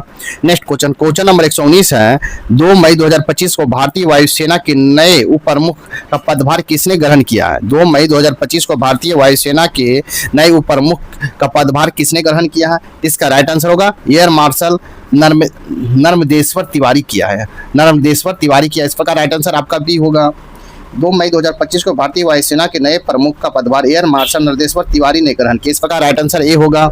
नेक्स्ट क्वेश्चन नंबर 120 है, अप्रैल 2025 में किस राज्य सरकार ने पर्यटक सुरक्षा बल या पर्यटक मित्र को स्थापित करने की घोषणा की थी? कहता अप्रैल 2025 में किस राज्य सरकार ने पर्यटक सुरक्षा बल या पर्यटक मित्र को स्थापित करने की घोषणा किया था? तो इसका राइट आंसर होगा आपको महाराष्ट्र सरकार ने स्थापित करने की घोषणा किया था। इस प्रकार राइट आंसर आपका सी होगा। कहता है कि अप्रैल 2025 में महाराष्ट्र सरकार ने पर्यटक सुरक्षा बल पर्यटक को मित्र स्थापित करने की घोषणा की थी। इस प्रकार राइट आंसर आपका सी होगा। नेक्स्ट क्वेश्चन नंबर 121 है, क्वेश्चन नंबर 121 है, भारतीय आध्यात्मिक और मानवतावादी नेता मधुसूदन साई को किस देश द्वारा सर्वोच्च नागरिक पुरस्कार से सम्मानित किया गया? कहता है भारतीय आध्यात्मिक और मानवतावादी नेता मधुसूदन साई को किस देश द्वारा सर्वोच्च नागरिक पुरस्कार से सम्मानित किया गया है? इसका राइट आंसर होगा फिजी के द्वारा सम्मानित किया गया है। कहाँ? फिजी के द्वारा। इस प्रकार राइट आंसर सी होगा। भारतीय आध्यात्मिक और मानवतावादी नेता मधुसूदन साई को फिजी द्वारा सर्वोच्च नागरिक पुरस्कार से सम्मानित किया। इस प्रकार राइट आंसर सी होगा।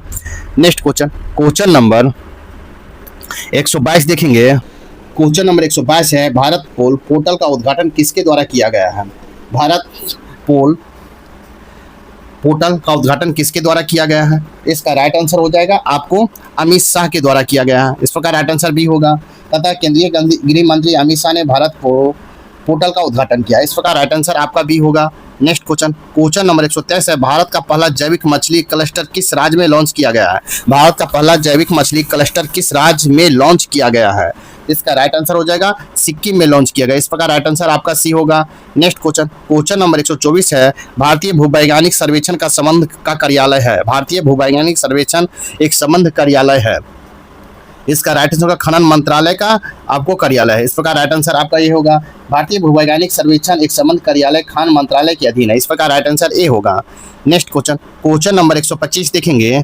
क्वेश्चन नंबर 25 है, भारत साइबर हमलों के मामले में विश्व किस स्थान पर है? भारत साइबर हमलों के मामले में विश्व में किस स्थान पर है? इसका राइट आंसर हो जाएगा आपको दूसरे स्थान पर। इस प्रकार राइट आंसर आपका बी होगा। नेक्स्ट क्वेश्चन नंबर 126 है, कॉपरनिकस आपातकालीन प्रबंधन सेवा के बारे में निम्नलिखित कथनों पर विचार करें। कॉपरनिकस आपातकालीन प्रबंधन सेवा के बारे में निम्नलिखित कथनों पर विचार करें। ए में या अमेरिका के आंतरिक कार्यक्रम का हिस्सा है। 2 में या सेंटिनल्स नामक उपग्रह के एक समूह की मदद से पृथ्वी की निगरानी करता है। उपयुक्त में से कौन सा कथन सही है? इसका राइट आंसर होगा केवल 2 आपका सही होगा। यह सेंटिनल्स नामक उपग्रह के एक समूह की मदद से पृथ्वी की निगरानी करता है। इस प्रकार राइट आंसर आपका बी होगा। नेक्स्ट क्वेश्चन नंबर 127 देखेंगे। सीता तथा लव कुश वाटिका का निर्माण की घोषणा बिहार के मुख्यमंत्री ने राज्य के किस जिले में की है? सीता तथा लव कुश वाटिका निर्माण की घोषणा बिहार के मुख्यमंत्री ने किस राज्य में किस जिले में किया है? इसका राइट आंसर हो जाएगा आपको सीतामढ़ी में की है। इस प्रकार राइट आंसर भी होगा। कहता है कि सीता तथा लव कुश वाटिका निर्माण की घोषणा बिहार के मुख्यमंत्री ने सीतामढ़ी जिले में किया है। इस प्रकार राइट आंसर आपका बी होगा। पुनौला धाम बिहार के रामायण सर्किट से जुड़े राम सीता का जन्मस्थली है। केंद्र सरकार ने पुनौला धाम स्थित जानकी मंदिर और उसके परिसर के विकास के लिए 500 करोड़ रुपया दिए। इस प्रकार राइट आंसर आपका बी होगा। क्वेश्चन नंबर 128 है, भारत का सबसे बड़ा अंतर्राष्ट्रीय क्रूज टर्मिनल कहाँ लॉन्च किया गया है? भारत का सबसे बड़ा अंतर्राष्ट्रीय क्रूज टर्मिनल कहाँ लॉन्च किया गया है? इसका राइट आंसर हो जाएगा आपको मुंबई में लॉन्च किया गया। इस प्रकार राइट आंसर ए होगा। भारत का सबसे बड़ा अंतर्राष्ट्रीय क्रूज टर्मिनल मुंबई महाराष्ट्र में लॉन्च किया गया है। इस प्रकार राइट आंसर ए होगा।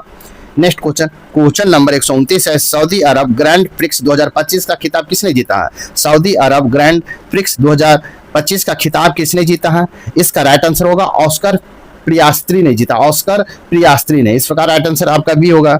सऊदी अरब ग्रैंड प्रिक्स 2025 का खिताब ऑस्कर प्रियास्त्री ने जीता। इस प्रकार राइट आंसर आपका भी होगा। नेक्स्ट क्वेश्चन नंबर 130 देखेंगे। क्वेश्चन नंबर 130 है, बिहार सरकार द्वारा शुरू की जा रही अल्पसंख्यक उद्यमी योजना के तहत उद्योग स्थापित करने के लिए अभ्यर्थियों को प्रति इकाई अधिकतम कितने रुपए की आर्थिक सहायता प्रदान की जाएगी? कहता बिहार सरकार द्वारा शुरू की जा रही अल्पसंख्यक उद्यमी योजना के तहत उद्योग स्थापित करने के लिए लाभार्थियों को प्रति इकाई अधिकतम कितने रुपए की आर्थिक सहायता प्रदान की जाएगी? इसका राइट आंसर हो जाएगा आपको 10 लाख रुपया प्रदान की जाएगी। इस प्रकार राइट आंसर आपका सी होगा।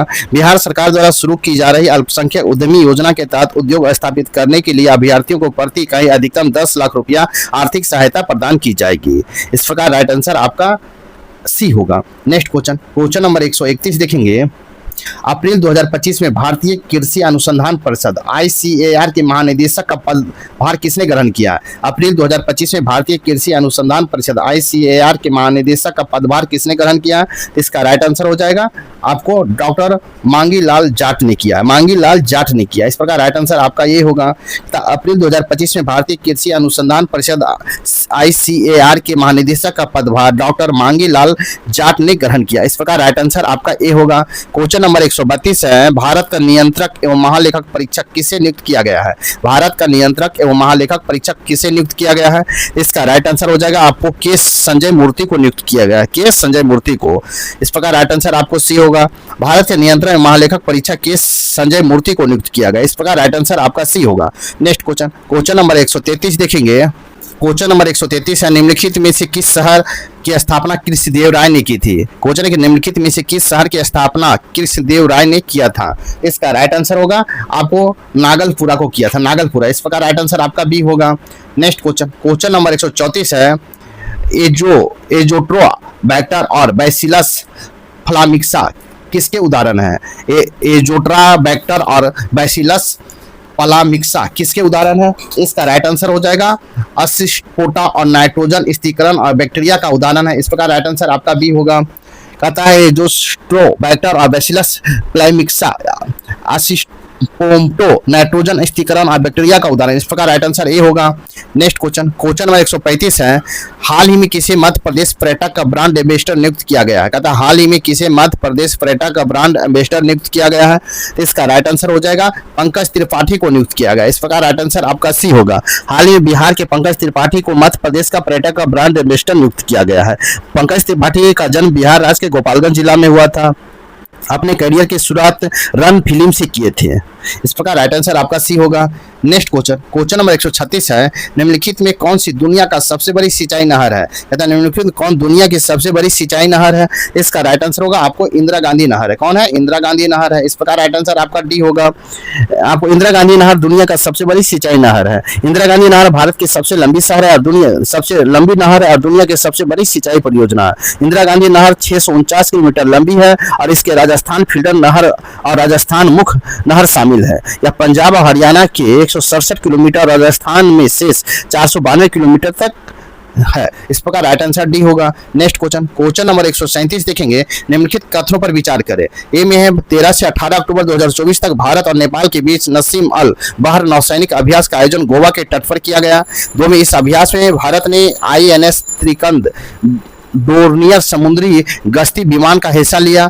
3 में नसीम उल बहुल नौसैनिक अभ्यास 1993 में शुरू किया गया था। नीचे दिए कूट को सही उत्तर को चुने। तो इसका राइट आंसर हो जाएगा केवल 1। इस प्रकार राइट आंसर आपका बी होगा। बी होगा राइट आंसर आपका क्या होगा? बी होगा। 13 से 18 अक्टूबर 2024 को भारत और ओमान के बीच नसीम उल बहर नौसैनिक अभ्यास का आयोजन गोवा के तट पर किया गया है। इस प्रकार राइट आंसर आपका बी होगा। नेक्स्ट क्वेश्चन, क्वेश्चन नंबर 138 देखेंगे। प्राबोबो सुबित आंतो प्रोबोबो सुबी आंतो किस देश के राष्ट्रपति चुने गए हैं? इसका राइट आंसर हो जाएगा इंडोनेशिया के चुने गए। कहाँ के चुने गए? इंडोनेशिया के। इस प्रकार राइट आंसर आपका डी होगा। कहता है प्रोबो सुबियांतो इंडोनेशिया के राष्ट्रपति चुने गए हैं। वो इंडोनेशिया के 8वें राष्ट्रपति बने। इंडोनेशिया की नई राजधानी नुसंतारा है। इस प्रकार राइट आंसर आपका डी होगा। क्वेश्चन नंबर 139 है। बजट 2025-26 में किस क्षेत्र के लिए सर्वाधिक धनराशि आवंटित की गई है? बजट 2025-26 के लिए किस क्षेत्र के लिए सर्वाधिक राशि आवंटित की गई है?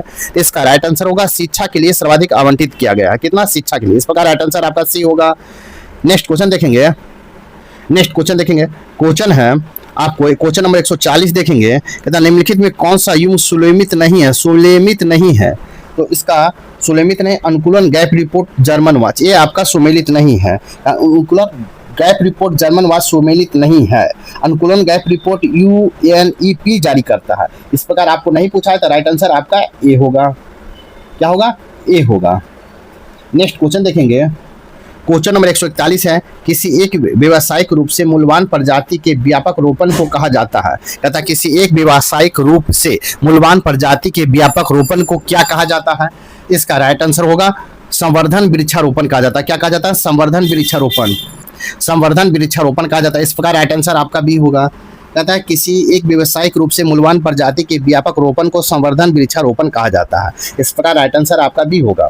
क्वेश्चन में 142 है। वर्तमान में पटना विश्वविद्यालय के कुलपति के रूप में किसे नियुक्त किया गया है? कहता है वर्तमान में पटना विश्वविद्यालय के कुलपति के रूप में किसे नियुक्त किया गया है? इसका राइट आंसर होगा प्रोफेसर अजय कुमार सिंह को नियुक्त किया गया है। प्रोफेसर अजय कुमार सिंह को। इस प्रकार राइट आंसर आपका डी होगा। वर्तमान में पटना विश्वविद्यालय के कुलपति के रूप में प्रोफेसर अजय कुमार सिंह को नियुक्त किया गया है। पटना विश्वविद्यालय की स्थापना 1 अक्टूबर 1917 को हुई थी। इस विश्वविद्यालय के पहला कुलपति जी जेनसिंग थे। इस विश्वविद्यालय की स्थापना इंपीरियल लेजिस्लेटिव काउंसिल द्वारा पारित एक अधिनियम के माध्यम से हुई थी। पटना कॉलेज की स्थापना 9 जनवरी 1863 को हुई थी। इस प्रकार राइट आंसर आपका डी होगा। नेक्स्ट क्वेश्चन नंबर 143 है। बिहार स्टार्टअप नीति 2022 के तहत स्टार्टअप को कार्य विस्तार के सहायता देने के लिए पोस्ट सीड फंड की बतौर कितनी राशि प्रावधान किया है? कहता बिहार स्टार्टअप नीति 2022 के तहत स्टार्टअप को कार्य विस्तार के लिए सहायता देने के लिए पोस्ट स्पीड फंड के बतौर कितनी राशि का प्रावधान किया गया है? इसका राइट आंसर होगा 15 लाख का प्रावधान किया गया। इस प्रकार राइट आंसर आपका सी होगा। तथा बिहार स्टार्टअप नीति 2022 के तहत स्टार्टअप को कार्य विस्तार सहायता देने के लिए पोस्ट स्पीड फंड के बतौर 15 लाख रुपया राशि का प्रावधान किया गया। इस प्रकार राइट आंसर सी होगा। नेक्स्ट क्वेश्चन नंबर 144 है। बिहार पर्यटक नीति 2023 का मुख्य उद्देश्य क्या है? बिहार पर्यटक नीति 2023 का मुख्य उद्देश्य क्या है? इसका राइट आंसर होगा पर्यटक उद्योग को राज्य की आर्थिक प्रगति के साथ एकीकृत करना। पर्यटक उद्योग को राज्य की आर्थिक प्रगति के साथ एकीकृत करना। इस प्रकार राइट आंसर आपका भी होगा। बिहार पर्यटक नीति 2023 का मुख्य उद्देश्य पर्यटक उद्योग को राज्य की आर्थिक प्रगति के साथ एकीकृत करना। इस प्रकार राइट आंसर आपका भी होगा। नेक्स्ट क्वेश्चन देखेंगे। नेक्स्ट क्वेश्चन नंबर 145 है। विश्व खुशहाली रिपोर्ट 2024 वर्ल्ड हैप्पीनेस रिपोर्ट 2024 में भारत का स्थान कौन सा दिया गया है? विश्व खुशहाली रिपोर्ट 2024 वर्ल्ड हैप्पीनेस रिपोर्ट 2024 में भारत का कौन सा स्थान दिया गया है?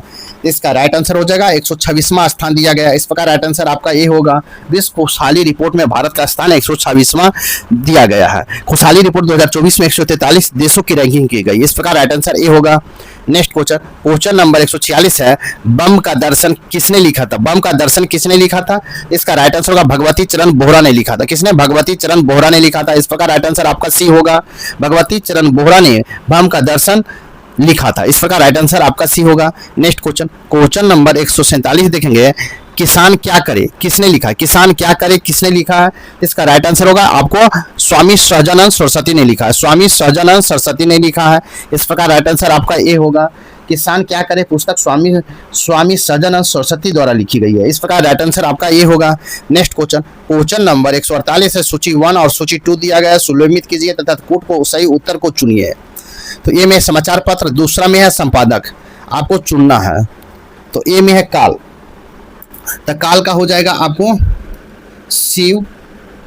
शिवराम महादेव परांजपे।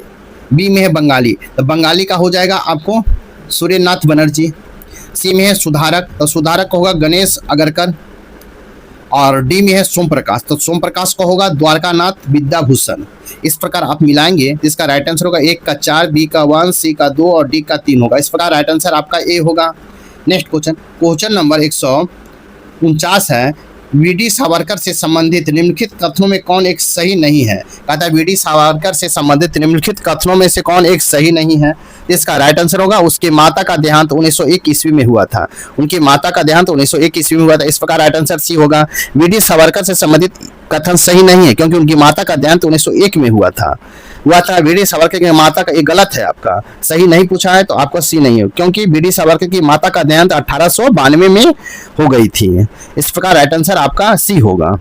नेक्स्ट क्वेश्चन, आप इस सेट का अंतिम क्वेश्चन 150 है। साथ ही मेरे वीडियो को लाइक कीजिए, शेयर कीजिए, चैनल को सब्सक्राइब नहीं किए तो सब्सक्राइब कर ले। तो देखते हैं क्वेश्चन नंबर 150, निम्नलिखित में से कौन सा युग्म सुमेलित नहीं है। कहता है निम्नलिखित में कौन सा युग्म सुमेलित नहीं है, तो इसका राइट आंसर होगा जनता की योजना विनोबा भावे। ये आपका सुमेलित नहीं है क्योंकि जनता की योजना विनोबा भावे सही सुमेलित नहीं है क्योंकि जन योजना 1945 में एम.एन. राय द्वारा लाया गया था। गांधीवादी योजना 1944 में श्री मन्नार अग्रवाल ने प्रस्तुत किया था। 1950 में जयप्रकाश नारायण ने सर्वोदय योजना प्रस्तुत किया। विनोबा भावे ने भूदान आंदोलन के जनक हैं। अबुल काजम फजलुल हक 1940 में लाहौर प्रस्तापित किया। 1940 में लाहौर मुस्लिम लीग अधिवेशन में 2 राष्ट्र का सिद्धांत लाया गया। कृषक प्रजा पार्टी का स्थापना फजलुल हक द्वारा किया गया। कृषक प्रजा पार्टी की ओर से 1937 के चुनाव में बंगाली का प्रधानमंत्री फजलुल हक बन गया। इस प्रकार राइट आंसर आपका सी होगा। आपका सेट नंबर 7 यहीं पर समाप्त होता है। साथ ही वीडियो को लाइक कीजिए, शेयर कीजिए, चैनल को सब्सक्राइब नहीं किए तो सब्सक्राइब कर ले। तो नेक्स्ट वीडियो 8 में मिलते हैं, तब तक के लिए थैंक यू, धन्यवाद, जय हिंद, जय भारत।